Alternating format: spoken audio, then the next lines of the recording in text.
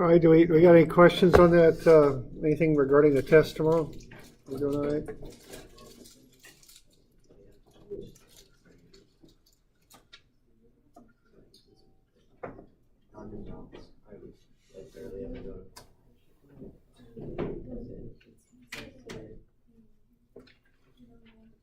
All right. All right. One thing I thought I'd just mention here is that momentum handout problem that we went over. Why don't we just take a look at that for just a minute, just to clarify how this one goes.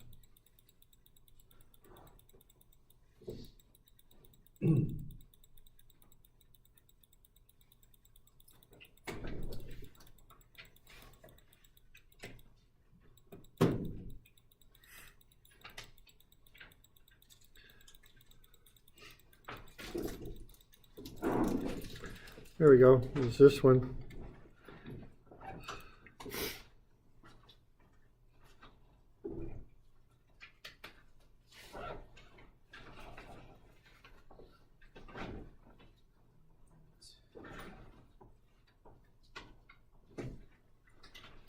So what was going on there? You did some linear momentum and work energy analysis. And what you should have been able to get to was the fact that this velocity of AB was right there, and it was 8.17. Okay, so we all good with that?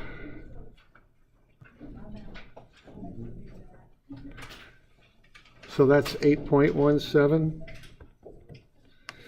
And then there were a couple more things to be doing on that. There was, you wanted to figure out what the angular velocity of the assembly was right after it got hit, and then also figure out how long it took to stop. Okay. All right, so what you would do to figure that stuff out is use this equation here. And I guess, well, why don't we back up. I guess the first thing here to do is to realize that V is omega R, and on account of that, omega is V over R, so that was one thing you wanted to realize. And then the other thing is you've got sum of dm V1 plus the integral of m dt is the sum of d2 mv2. And the summation signs actually were kind of important on this. So just right after that AB hits C, what you'd want to consider here is the fact that the whole thing pivots as a unit. So you can't just use linear momentum on that, okay? Because everything's moving together right after that projectile hits C. So what you would do to get that figured out, to find omega, is look at this stuff. Now you're looking at a collision, so this goes away, right? There's nothing going on there because we're considering the system to be AB and then CD both, all right? So then you'd look at what's coming in there. So what's coming in is that projectile. It's offset by 0.7 meters, so that would be that D1, okay? And then the mass is the sum of the masses of A and B, both together. All right, so you can get that mass there, and that is 0.08 kilograms for both of them together. And then you'd look at V, which is the linear velocity. Okay, so that's the angular momentum coming in. Now you got a little bit of a problem here on account of the fact that A, B, C, and D have different lengths, different distances from the center of rotation, 0.7 and 0.4. So they're going to have different velocities. So the key to getting this down where you've only got one unknown instead of the two for the two different velocities is to realize the whole assembly has one value for omega. So you're going to have to put two terms together. The first one would be the ABC, so that has a moment arm of 0.7 meters. A total mass for that one is 0.16 kilograms. And then the velocity will be the distance r, which is really an offset distance from the center point, which is equivalent to d in that formula. That's one thing to remember there, times whatever omega is. And then you'd have to add in a second term for the other side. And that's really all you got to do. So 0.4 meters. The other side has a mass of 0.09 kilograms. And then its velocity will be a 0.4 omega. All right, so you can run that together and find what omega is. It's 4.93 meters per, or radians per second. Okay, so that's how that goes.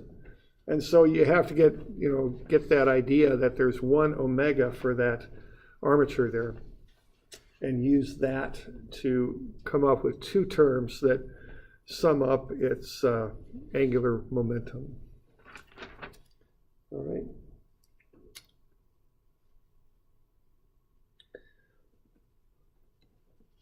And so once you've got that, then what you can look at is how much time it would take to stop. All right. So we good with this bit here? Okay. All right, so you could look at the angular momentum coming in again on this one, and what you're going to have, and there's different ways of looking at it. If you want to now use the point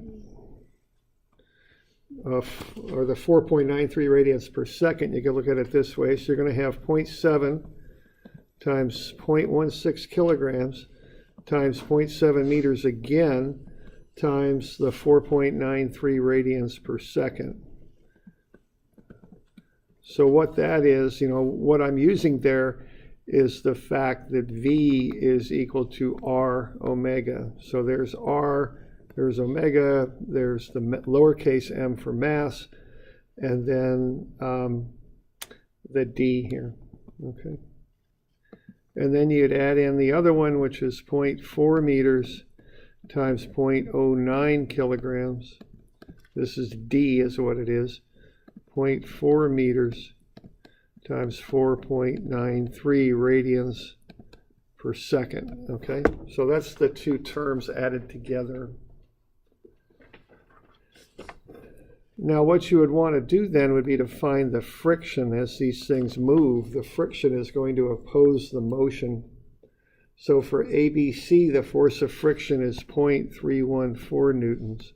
And then for D, it's 0.177 newtons. And this is the force of friction for D, and this is the force of friction for ABC. And of course, the force of friction is this mu Fn, and Fn is just the weight. That's where we're coming up with that. All right, so what you've got there is you got the sum of dmv plus the integral of mdt, and that's going to equal the sum of d2 mv2, and that's going to zero out, okay, because it stops. So what you can then do is subtract off the terms for those moments. So the moment will be 0.314 newtons. That's the force of friction for ABC, 0.7 meter moment arm, at an unknown time. And on the other side, you got a similar term, 0.177 newtons, 0.4 meter moment arm, at an unknown time. So you can solve for the time. It's 1.57 seconds. Okay.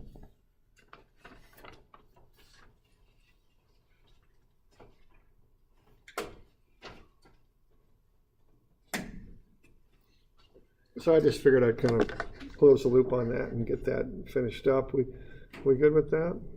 Doing all right? Okay.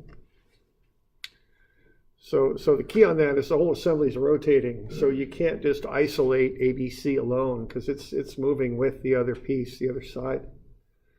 So what you would do then would be to use the one unknown, which is omega, and multiply it by the offset distance, which we could call R. It's also the same thing as D in that particular formula. And based on that, come up with a term that allows you to solve for omega. And so, okay, so that allows you to get omega at 4.93. And then you do a similar type thing where you just write an equation with the initial angular momentum minus the moment, which is that force of friction times the offset distance, one for ABC, the other for D, and then that equals 0. Solve for the time. Okay.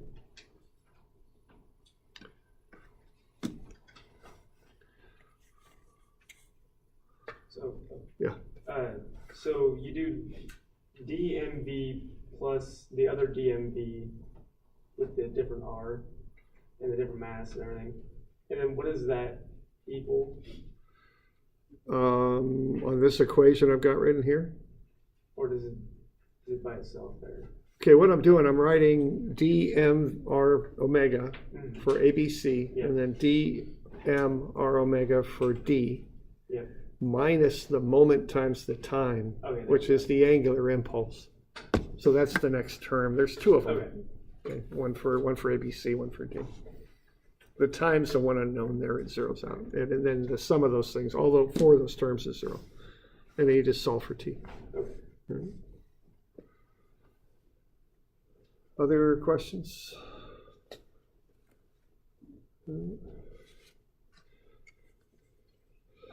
Okay.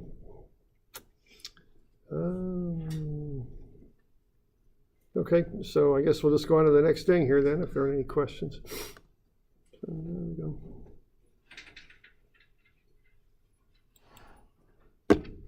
And the next thing is rigid body kinetics. So we did F equals ma for particles. Now we'll do it for actual objects. And we're going to look at 3 different versions of this. We'll start off with translation, which just means a motion where all the points in the object have the same path of motion. And then we'll look at fixed axis rotation, where an object rotates around a fixed axis, like that windmill. And then we'll look at what I call free plane motion, where something is just moving freely through space. Okay. So 670 has the general equations that we'd use to be analyzing this stuff. So what I've got there is just some random object with forces applied, and then we can analyze it. Okay. So what we would look at here would be the first equation you're familiar with, and that's sum of F equals ma. Okay, now the one little thing that's going to be just a little different here is we're going to add a subscript to A.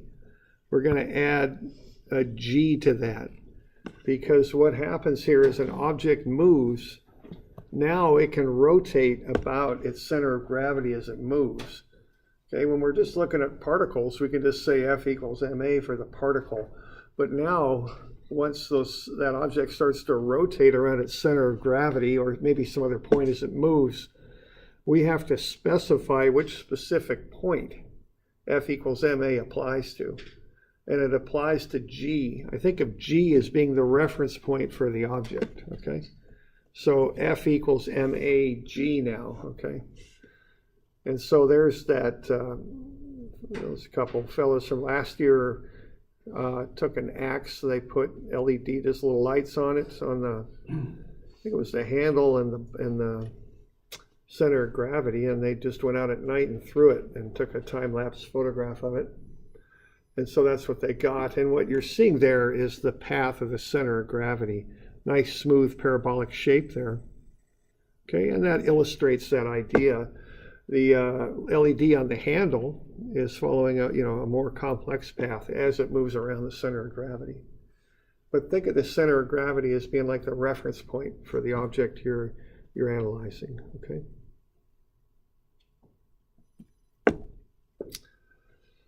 All right. So that's one equation we deal with.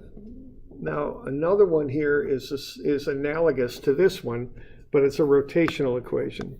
So instead of A, we got alpha. And instead of sum of forces now, we got sum of moments about the center of gravity.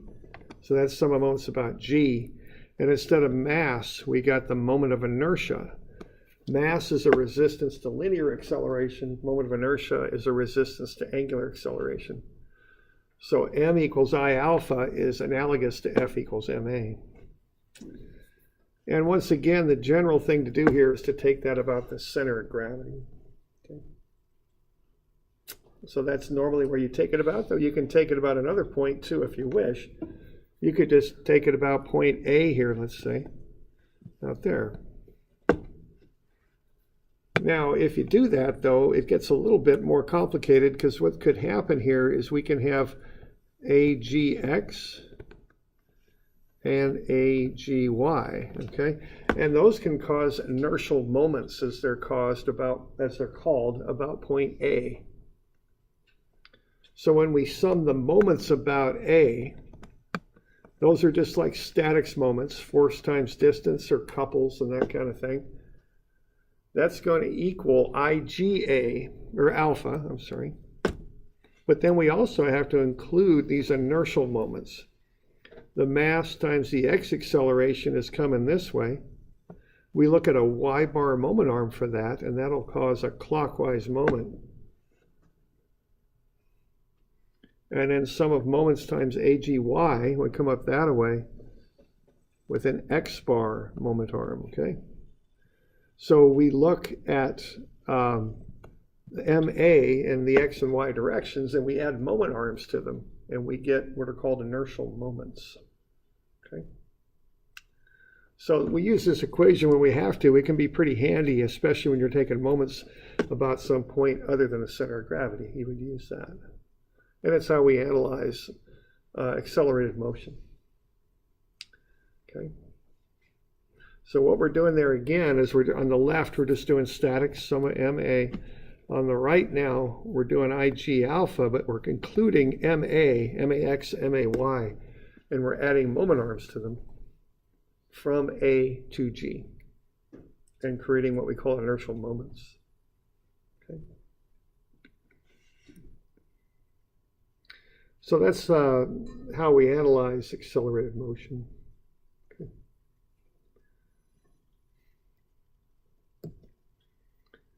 So we'll look at our different cases using this. We got any questions on that stuff yet?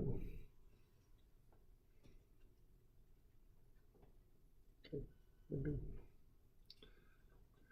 All right. So the first thing we'll look at is probably the simplest case, I guess. It's translation. So when something translates, the simple way I can think to describe that is every point on the object has the same path. The object is not rotating about its center of gravity or doing anything like that. Everything's moving together. So we can just look at straight translation, F equals ma, and see how the object moves. The other thing we can look at, though, is the reactions, what I call dynamic reactions, which are a little bit more complicated than statics reactions, and also whether or not the object is tipping or not. Okay? Because if you're riding a motorcycle and you got a 5-speed transmission, let's say you think you're in third, but you're really in second, and then you downshift and hit the gas, even though you're not really pulling up on the handlebars, you just might pop a wheelie unexpectedly. Something like that could happen, okay? So if you accelerate a motorcycle hard enough, you can actually make that front wheel so light, have such a low reaction that reaction goes negative and you'll start to tip. One way to think about it, and there's a lot of ways to think about it, but you're kind of driving that back wheel so hard that you're kind of undercutting the center of gravity. Center of gravity doesn't keep up with what your back wheel wants to do, so up and over you go. Okay? Yeah, so it's sort of like a drag race.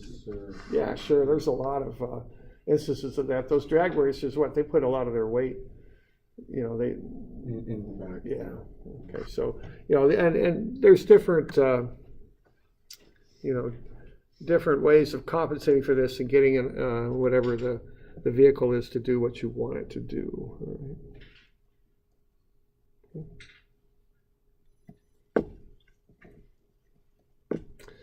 All right. Now, I'm sure when you're standing in the checkout line at Fred Meyer's or somewhere, you're kind of wondering what it would take to make something tip on that conveyor belt that they use as they're running things through. I often, yeah, that's something I think about a lot when I'm standing there. My mind wanders off into these engineering topics when I'm doing this stuff. So let's figure this out. Let's say we're working as a mechanical engineer for Fred Meyer's, and we're concerned that this water bottle is going to tip when the clerk hits the conveyor belt. Let's see what it's going to make it take for this thing to tip. Okay, so the first thing we're going to do is figure out the dimensions of this thing. So we get its mass, and then we measure it. So we get the height, we get the base. Notice the shape of the base there. They've kind of have a concave in shape on that. So we're going to have to figure out how to handle that as far as analyzing it. You know, there's different ways. Probably isn't a right way to do it, but that's shaped like that, kind of like a wine bottle, same sort of thing. And then we're going to find the center of gravity. Now, of course, we're not going to do a bunch of crazy calculations to find the center of gravity. We're just going to balance the bottle is what we're going to do, because that's the quick way to do it, right? So there's the center of gravity, okay? So we do some measurements on that thing, and we come up with its dimensions, and there they are, something like that. So we got a total height of 25 centimeters. Height to the center of gravity is 17. Center of gravity is 3 centimeters in. And we're going to take that concave bottom there, and we're going to model it as though it's two supports, 6 centimeters apart, A and B. So that's how we've decided to model this thing, okay? Now, keep in mind, no model's perfect, but that's how we're going to do this, okay? Because we want to look at the reactions at those supports, A and B is what we want to do. And I want to kind of walk through this in a systematic sort of way to kind of develop this method and how we analyze things. All right, so what we want to do here, we're going to put this water bottle, it's got a mass of 0.3 kilograms. We're going to put it as shown on a checkout counter conveyor belt at the supermarket. The water bottle is considered to have reactions at A and B. Let's find the reactions at A and B if the conveyor belt isn't moving and if the conveyor belt is accelerating at 1.2 meters per second squared.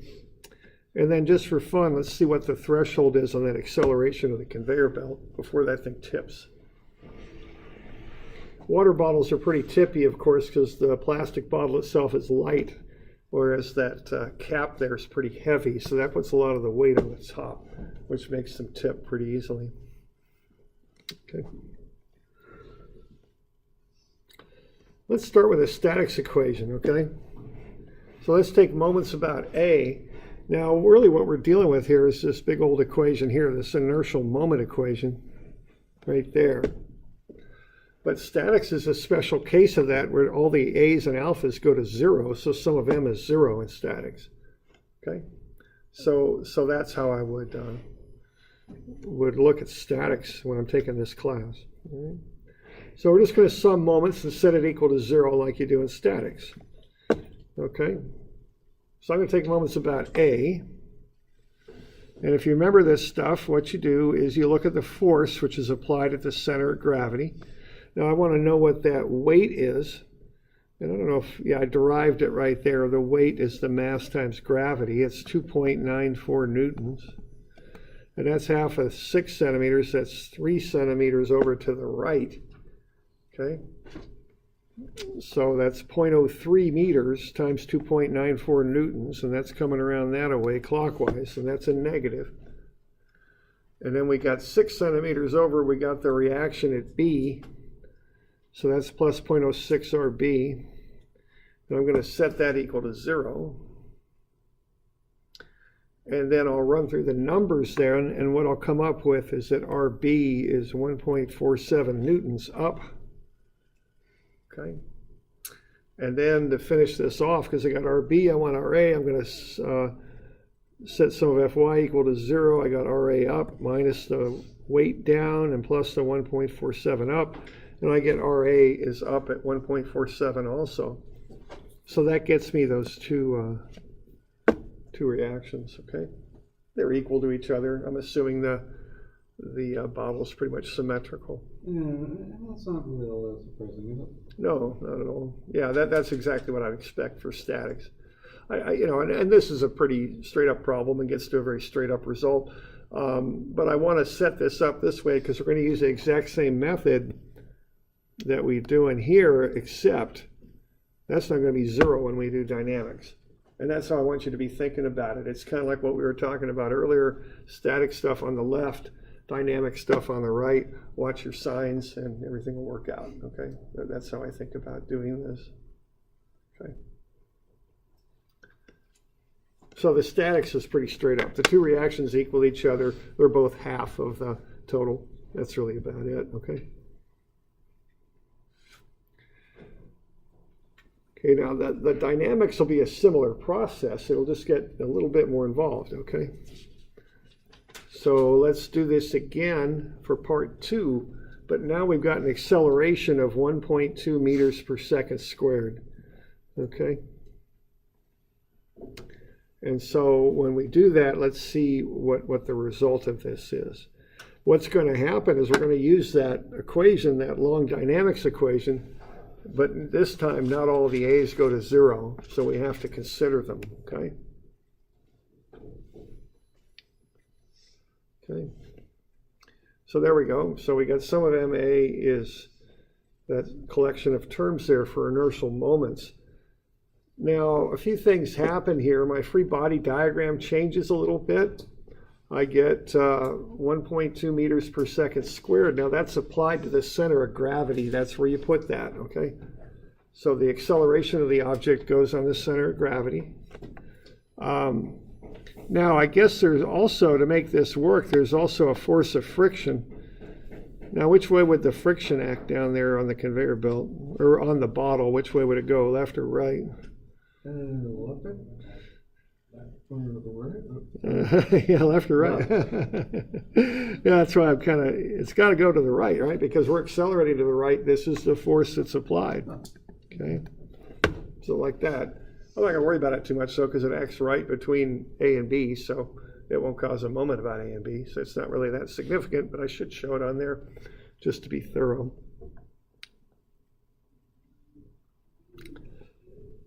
Okay, so we got negative 2.94 times 0.03, and then we got plus 0.06 RB. That's the exact same equation we've got when we're doing statics. But now the right-hand side of the equation changes. And now I'm assuming here that we're not moving fast enough where the bottle will tip. So I'm assuming no tipping first, which is a pretty common way to go at this stuff, okay? So if that's the case, alpha is 0, okay? That's why that's zeroing out. So I'm assuming no tipping. It's not tipping over. Okay, so that's why that's 0. And also it's not accelerating up or down, so the last term is 0, but the one in the middle now is not. So what we want to do then is to fill in the right side of the equation. Okay.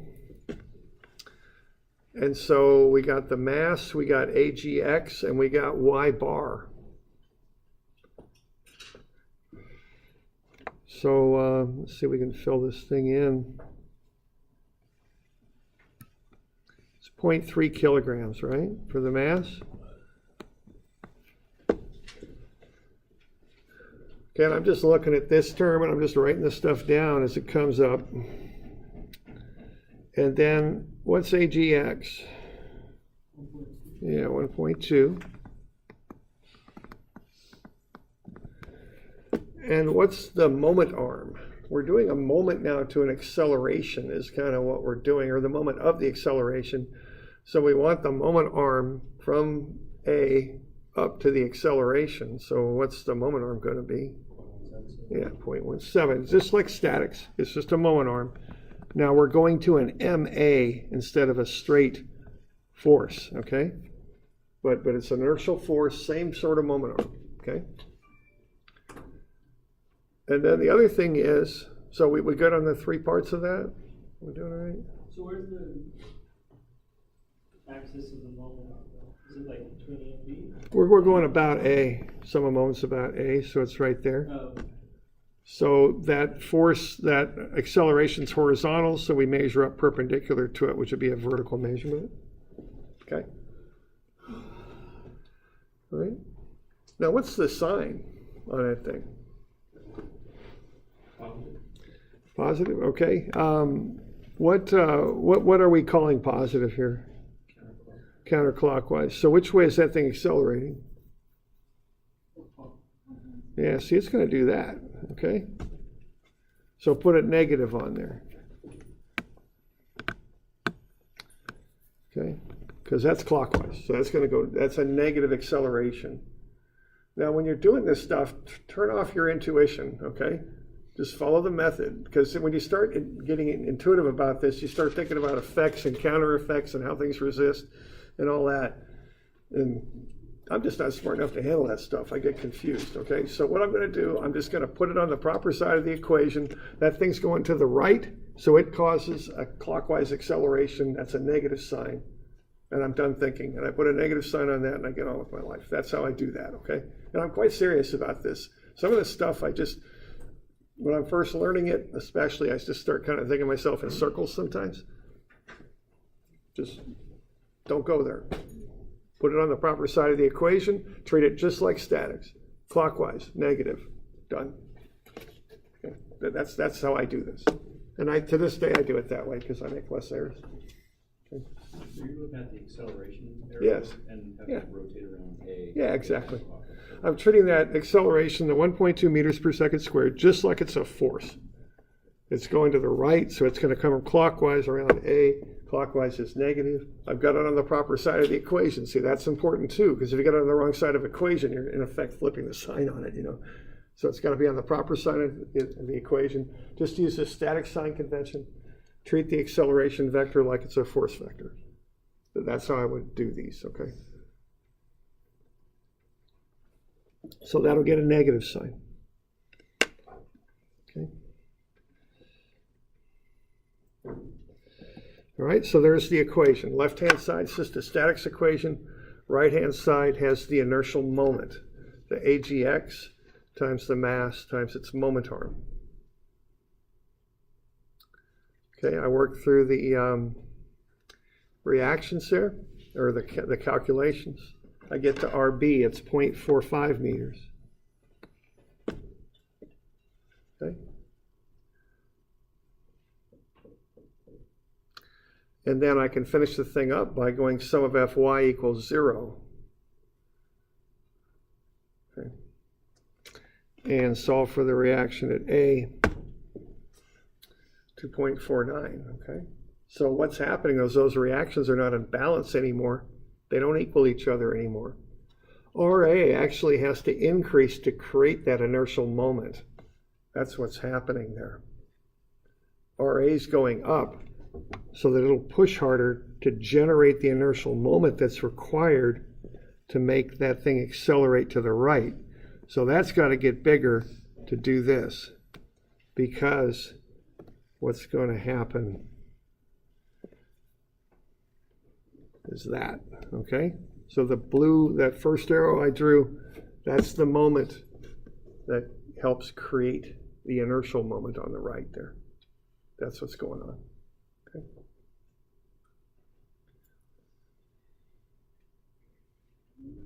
And then if you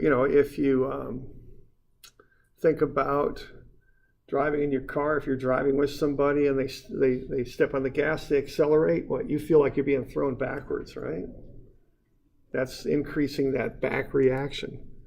Okay, that's not what's happening to the car. That's what the car is doing to you, essentially, is what you feel like. You're not accelerating fast enough, so the car starts pushing on you. You feel like you're being thrown back.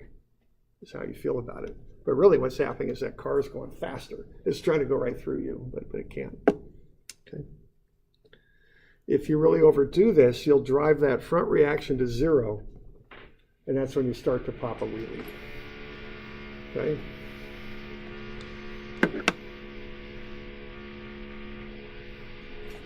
So I'm trying to explain this to you, but also show you a method to kind of work through it. Okay?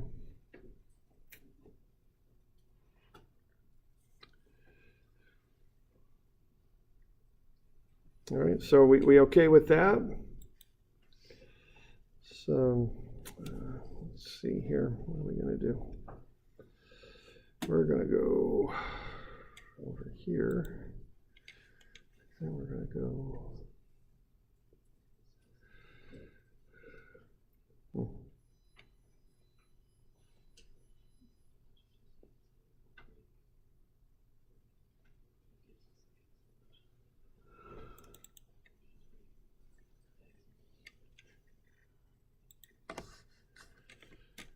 Okay, you all watch the Olympics? No. Nope, the Olympics. You may see that women's sprint relay where the Americans, that's kind of how much pain can you put up with. I heard a quote from one of those long distance skaters. They said, you got to skate so hard that your fingernails hurt. That's how you win those races. But anyway, that was a pretty cool race because it was just who wants to go up this hill faster. It was, you could just see how much their muscles go anaerobic when they do that. Anyways, and then the American woman was just a little faster, and she outsprinted I think it was a Swedish woman, and won. So first Americans gold medal in cross country. That was pretty cool. But okay, cross country skiing it's different downhill. You go up a hill, and then when you come down, if it depends. There's different styles of skiing now, but in the old days they had tracks set on the hills. And you had to decide, do I just want to go down on the tracks and crouch? You know, you'd go down into a tuck, get your center of gravity nice and low.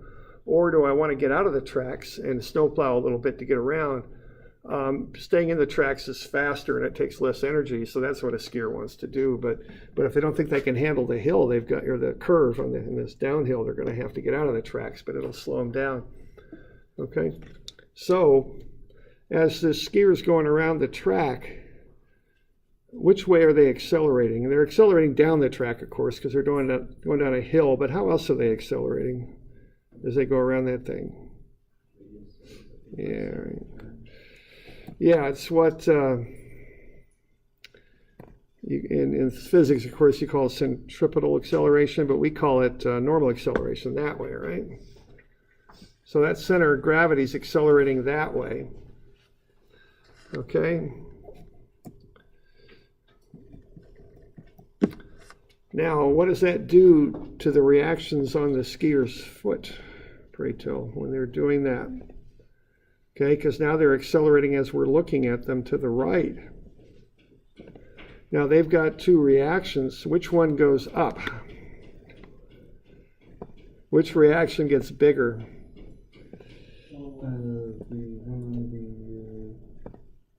Right, I think. Well, just based on what we're doing, yeah, it's the left, okay? So that reaction starts to come up, and this one starts to reduce, because that left reaction is required to create that moment and push the person around clockwise inward, okay? Now, getting down in a tuck, what that does, that lowers the center of gravity. Same thing with sports cars, right? What do they do? What are the two adjustments that make to the geometry of sports cars? Bring that center of gravity down low for cornering, because it reduces the moment arm here. And what else do they do? Yeah. Oh, yeah. Well, that speeds them up, getting down low. There's a lot of things going on there, right? But yeah, they're going to broaden the wheelbase, right? That's the other thing too, which does drop. It makes it more aerodynamic too. Okay. So the other thing you do is broaden the wheelbase. What a skier is going to do is tuck. Okay. So if you're in a cross-country ski race, you're up there, you got to decide. You know, this is back in the old days when they did the classic technique with the tracks that were set. Am I just going to tuck and ride this curve out? Or am I going to jump out of the tracks and slow down and be a little safer around it? Well, racers usually a little bit more aggressive, right? I used to do this a little bit, not much, but just a bit. And, you know, you be coming screaming around that curve, and man, you just start to feel that inside foot of yours start to get light. I could just feel it. And then you could feel it starting to raise up off the snow, and you know you were in trouble then because, you know, you're about to go flying off this. It feels like you're flying off that way. Of course you're not. You're going straight. And what do they usually got on cross-country courses out there? Trees. Okay.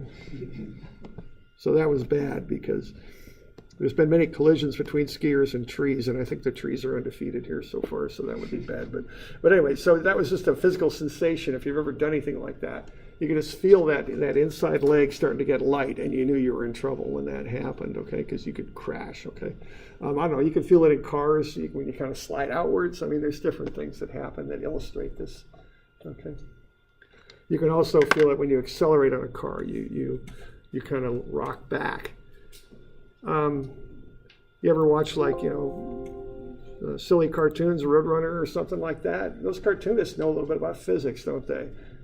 They always got Coyote kind of spinning the legs, and he rocks back for a second, then takes off. That's real physics, and it makes those cartoons look better and more realistic, than funnier. Yeah, and then he runs off a cliff. Yeah, I know. for about 10 feet. Yeah. Slows to a stop. Yeah. You're right. Looks at you, looks down, looks up at you, kind of worried, and then drops. Yeah, pretty much. I don't know if that's quite as realistic. I don't know. Maybe that accelerates. Velocity is going to 0 for that one instant before he accelerates downwards for the 10,000th time. Not the smartest coyote in the world, I guess. And the Roadrunner just goes beep beep. Yeah. Roadrunner defies the laws of physics. He's got that ability. Okay.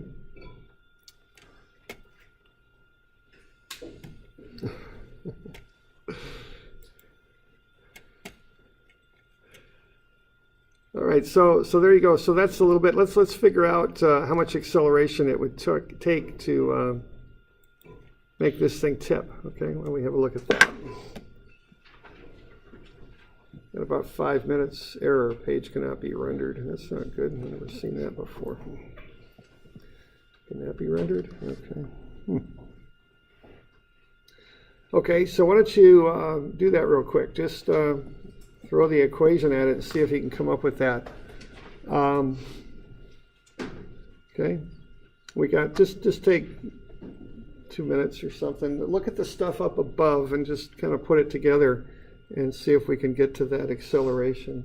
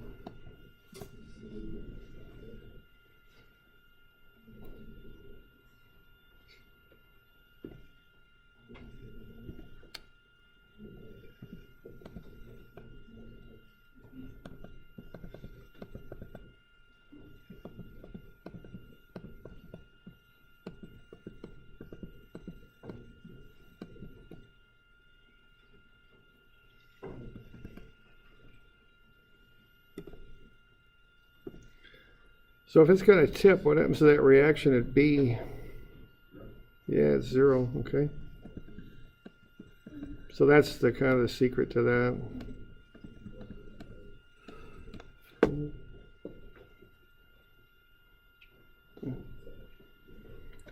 We got something like that. There's no second term on that. No RB, because it's 0. That's what happens just before tipping, is that reaction goes to 0.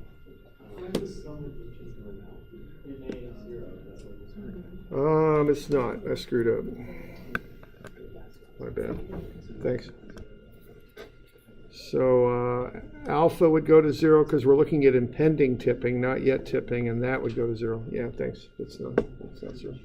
Just so used to writing that for statics, I think. Okay. Okay, so there you go. IG, you don't use that. What do you use? You use IG when you're analyzing alpha. And we're assuming right now that alpha is 0. And so we're kind of looking at that reaction at B is going to 0 for alpha being 0. Just that impending tipping. Now, if we got a negative answer here, it would mean we do have tipping. And if that were the case, we might have to find IG and go back in. And if we wanted to find what alpha was, we'd probably have to do that. But we're not, there's no tipping yet. It's going to happen, but it hasn't happened yet. Okay. All right. Yeah, get you a couple of these to do, but these will be due Wednesday of next week, I think.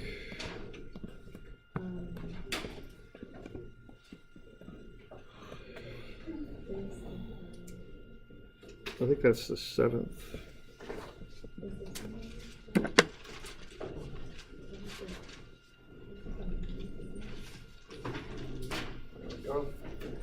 All right, so we're good with that.